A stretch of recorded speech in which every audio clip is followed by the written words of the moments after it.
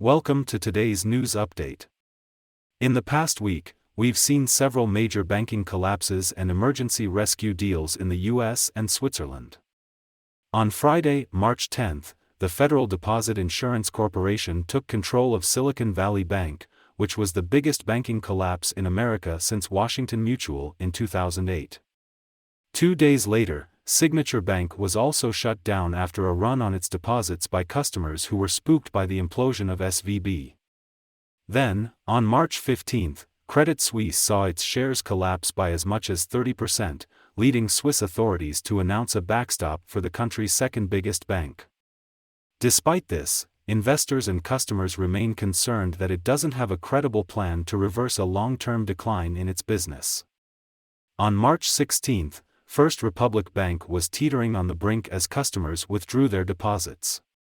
In a meeting in Washington, U.S. Treasury Secretary Janet Yellen and Jamie Dimon, the CEO of America's biggest bank, drew up plans for a private sector rescue. The result was an agreement with a group of American lenders to deposit tens of billions of dollars of cash into First Republic to staunch the bleeding. Finally, on Sunday, March 19, UBS agreed to buy its ailing rival Credit Suisse in an emergency rescue deal aimed at stemming financial market panic. More than $400 billion has been spent so far in direct support, with the Fed alone on the hook for $140 billion in guaranteeing all deposits at Silicon Valley Bank and Signature Bank.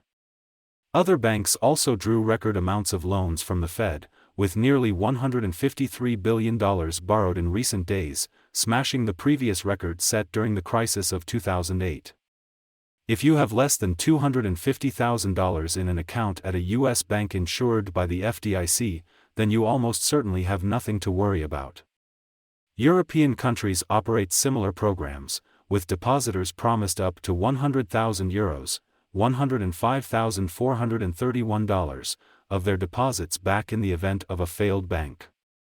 Joint account holders can receive a combined €200,000, $210,956, in compensation. That's all for now. Stay tuned for further updates on the world of finance and banking.